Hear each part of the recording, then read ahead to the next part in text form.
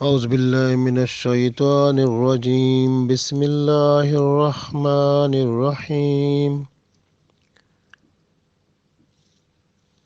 أولئك الذين اشتروا الضلالة بالهدى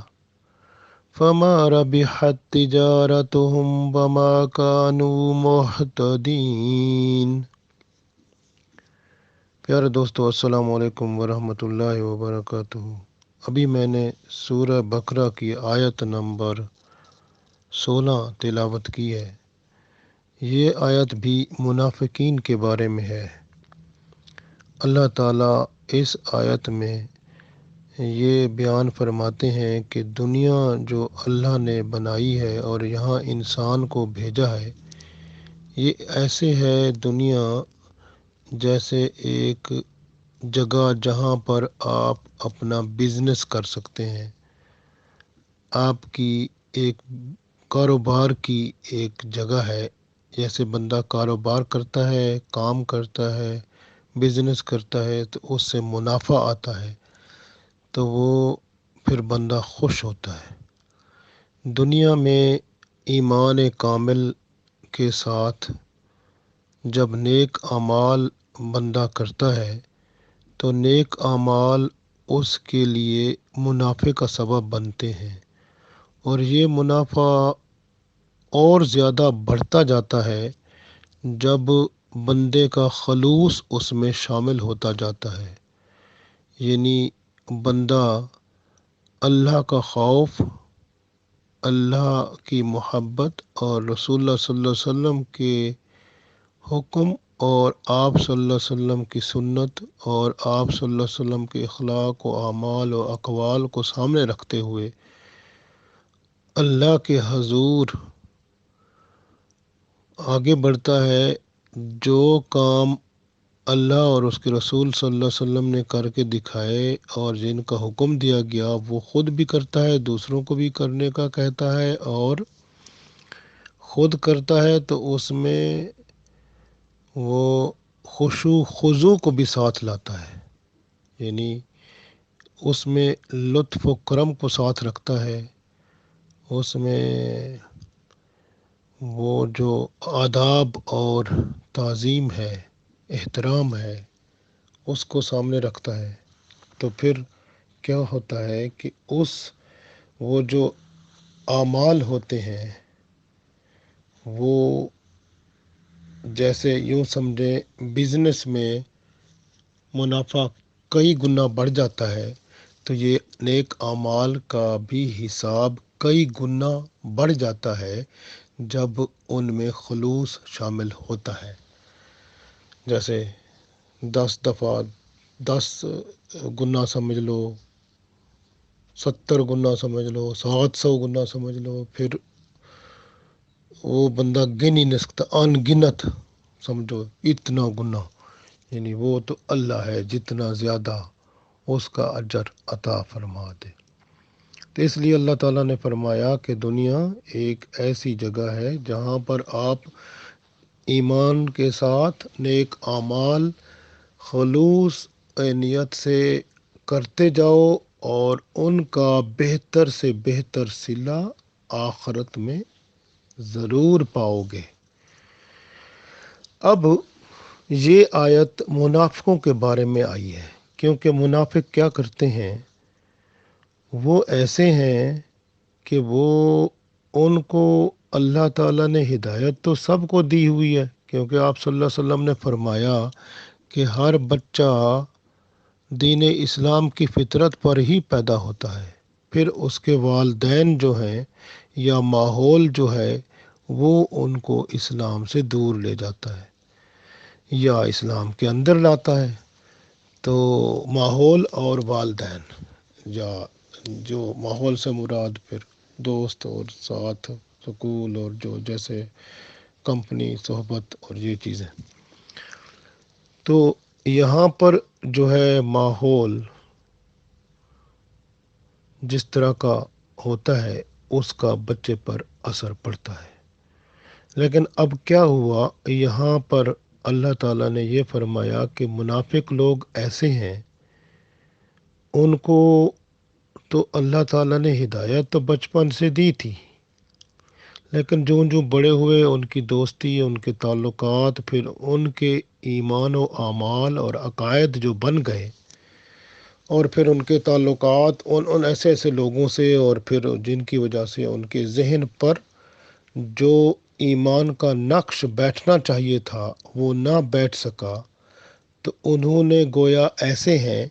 جنہوں نے ہدایت کو بیچ کر گمراہی کو خرید لیا۔ تو ایسے لوگ ہیں تو جن کو پھر نہ کوئی نفع ہوا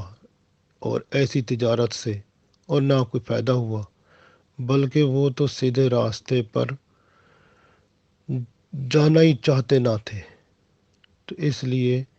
اللہ تعالیٰ نے ان کو اس راستے پر ڈال دیا جو وہ خود چاہتے تھے۔ اللہ تعالیٰ فرماتا ہے اولئک الذین، یہ وہ لوگ ہیں، نشترا، جنہوں نے خرید لیا، ودلالتا، ودلالتا یعنی گمراہی کو، بالہدا، ہدایت کے بدلے میں، یعنی یہ وہ لوگ ہیں جنہوں نے ہدایت کے بدلے میں گمراہی کو خرید لیا۔ فما، پس نہ، فما ربحت، پس نہ نفع بخش ہوئی، یعنی ان کو نفع نہ دے سکی یہ تجارت، ان کی یہ تجارت، ان کی یہ تجارت ان کو نفع نہ دے سکی۔ وما، اور نہ، کانو، وہ تھے، محتدین، سیدھی راہ کی طرف آنے والے، یعنی سیدھی راہ کی طرف آنے والے ہی نہ تھے، یعنی سیدھا راستہ تو تھا لیکن وہ سیدھے راستے کی طرف آنے والے ہی نہ تھے، کیونکہ ان کا ذہن، ان کی دوستی تعلق سب کچھ ان کو سیدھے راستے سے دور لے گیا۔ اب دیکھیں نا، یہ منافق اسی طرح کے ہیں۔ گویا ان لوگوں نے رسول اللہ صلی اللہ علیہ وسلم کے زمانے میں بھی مسلمانوں کی جماعت میں شامل ہو کر، یہ حتیٰ کہ مسجد نبوی میں رسول اللہ صلی اللہ علیہ وسلم کے سامنے بیٹھ جاتے تھے، اور ایک دفعہ ایسا ہوا کہ یہ تو اللہ تو سب جانتا ہے نا، تو رسول اللہ صلی اللہ علیہ وسلم نے وہ ان کے نام لیے، ایک ایک نام لے کر فرمایا تو منافق ہے، تو مسجد سے نکل جا۔ تو گویا اللہ کے رسول صلی اللہ علیہ وسلم کو اللہ تعالیٰ نے یہ علم عطا فرما دیا کہ آپ صلی اللہ علیہ وسلم دوسرے کے دل پر جو نقش ہوتا تھا وہ پڑھ کے فوراً بتاتے تھے کہ تو بھئی اللہ کا بندہ، تیرے دل میں ایمان خالص نہیں ہے، تو اندر سے کچھ اور ہے۔ تو منافقت اس کے اندر ہوتی تھی، آپ صلی اللہ علیہ وسلم اس بندے کو مسجد سے باہر بھیج دیتے تھے۔ تو گویا آپ غور کریں، منافق جو ہیں ایسے لوگ ہیں کہ جن کے اندر ایمان ہوتا ہی نہیں ہے، اور ان کا دل اتنا غلیظ ہوتا ہے کہ وہ پلیت لوگوں کو مسجد کے اندر بیٹھنے بھی بہتر نہیں ہے، کیونکہ ان کا مسجد میں بیٹھنا ہی بہتر نہیں ہے۔ اگر ہوتا تو رسول اللہ صلی اللہ علیہ وسلم مسجد سے باہر ان کو نہ نکالتے۔ تو گویا یہ منافق ایسے لوگ ہیں، مسلمانوں کے ساتھ ملتے ہیں، جیسے رسول اللہ صلی اللہ علیہ وسلم کے سامنے جا کے بیٹھتے تھے، مسلمانوں میں مل کے خود کہتے تھے ہم ایمان لے آئے ہیں، شاید اگر کوئی جنگ ہوتی ہے جو کوئی ایسا تو چاہ کے ہمیں کچھ مال غنیمت ملتا رہے، اور اس طرح یہ سب دنیاوی معاملے میں، دنیاوی جو فائدے ہوتے ہیں ان کی طرف، بس ایمان ان کا تھا دنیاوی فائدے کی طرف، بس وہ دنیاوی فائدہ ہوتا رہے۔ لیکن آج کل بھی آپ دیکھیں کہ ایسے لوگ بہت موجود ہیں جو دنیاوی فائدے کی خاطر ایمان رکھتے ہیں، اور جب دنیاوی فائدہ ختم ہوا تو پھر وہ ایمان بھی ختم ہوا۔ بہت سارے لوگ جہاں پر جیسے ان یورپین ملکوں میں آتے ہیں، اگر وہ یہ چاہتے ہیں کہ کرسچن ہو جائیں تو وہ مسلمان کی بجائے اس مذہب کو بھی قبول کر لیتے ہیں، اور بعض لوگ اس ظاہری طور پر اوپر سے مسلمان نظر آتے ہیں لیکن اندر سے کچھ اور ہوتے ہیں۔ تو یہ ماحول جو ہے بڑا خراب کرتا ہے، لیکن جو سچے ایمان والا ہوتا ہے وہ اسی پر قائم رہتا ہے۔ رسول اللہ صلی اللہ علیہ وسلم نے فرمایا تھا نا کہ من تشبہ قوما فہو منہم، جو جس قوم کی مشابہت کرے گا تو پھر وہ قیامت کے دن قبر سے اٹھ کر انہی کے ساتھ ہی حشر کے میدان میں جمع ہوگا۔ تو گویا ہمیں یہ دیکھنا ہے کہ ہم کتنے اچھے مسلمان ہیں، اور اپنا ہمارا ایمان کیسا ہے، اور اس ایمان سے کیسے اچھے نیک اعمال پھوٹ رہے ہیں۔ اگر ایسا نہیں ہے تو توبہ استغفار کر کے اللہ کے حضور گناہوں کی معافی مانگیں، اور پھر اللہ سے عرض کریں کہ ہمارے اندر تبدیلی پیدا فرما، ایسی جیسا کہ تو نے ان لوگوں میں پیدا فرمائی تھی جن پر تو نے انعام کیا، انعمت علیہم، تو ان لوگوں جیسی تبدیلی ہمارے اندر لا تاکہ ہم تیرے محبوب بن جائیں۔ اللہ تعالیٰ سے ان منافقین کے لیے بھی دعا کریں جو اسلام کو تکلیف دیتے ہیں، اسلام کے خلاف سازشیں کرتے ہیں، مسلمانوں کے خلاف سازشیں کرتے ہیں صرف دنیاوی فائدے کے لیے۔ تو ان کے حق میں دعا کریں کہ اللہ ان کو ہدایت عطا فرمائے۔ اللہ ہدایت ضرور عطا فرماتا ہے، کیا پتہ ہماری دعا قبول ہو جائے۔ تو